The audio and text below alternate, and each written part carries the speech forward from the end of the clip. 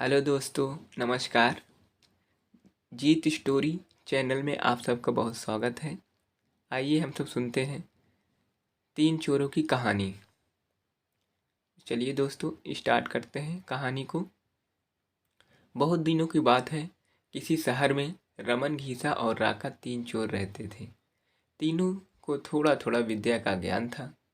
तीनों चोरों को विद्या का ज्ञान प्राप्त होने के कारण बहुत घमंड था।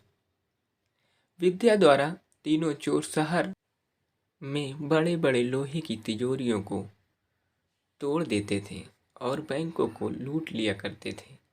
इस तरह तीनों चोरों ने शहर के लोगों की नाक में दम कर रखा था। एक बार तीनों चोरों ने एक बड़े बैंक में डकैती करके सारा माल लूट लिया। जब पुलिस को खबर हुई तो तीनों चोरों को पकड़ने के लिए तलाश करने लगी, मगर तीनों चोर पास ही के एक घने जंगल में भाग गए। तीनों चोरों ने देखा कि जंगल में बहुत सी हड्डियां बिखरी पड़ी हैं। रमन अनुमान लगाकर कहा, ये तो किसी शेर की हड्डियां हैं। मैं चाहूं तो सभी हड्डियों को अपनी विद्या के ज्ञान द्वारा जोड़ सकता हूं। घीसा को भी विद्या का घमंड था, सो वह बोला, अगर ये शेर की हड्डियां हैं तो मैं इनको अपनी विद्या द्वारा शेर की खाल तैयार कर उसमें डाल सकता हूँ।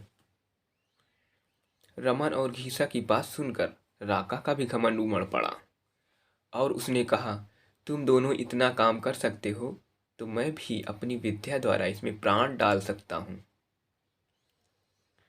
अब देखिए ये दोस्तों, ये जो मूर्खता कर रहे हैं इनके लिए ही ये भारी पड़ेगी। आगे सुनिए। तीनों चोर अपनी विद्या का प्रयोग करने लगे। कुछ देर बाद रमन ने सारी हड्डियों को जोड़ दिया और घीसा ने शेर की हूबहू जान डाल दी।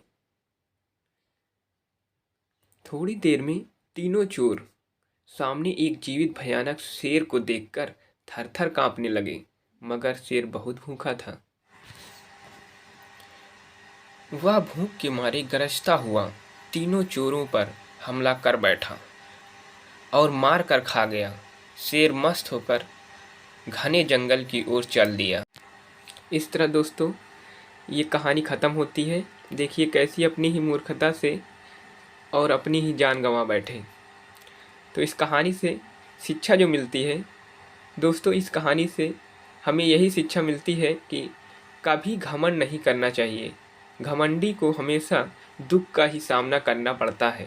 यदि तीनों चोर अपनी विद्या का घमंड ना करते तो उन्हें जान से हाथ न धोना पड़ता। हमें अपनी विद्या का प्रयोग सोच समझ कर करना चाहिए और उसे गलत जगह पे इस्तेमाल नहीं करना चाहिए।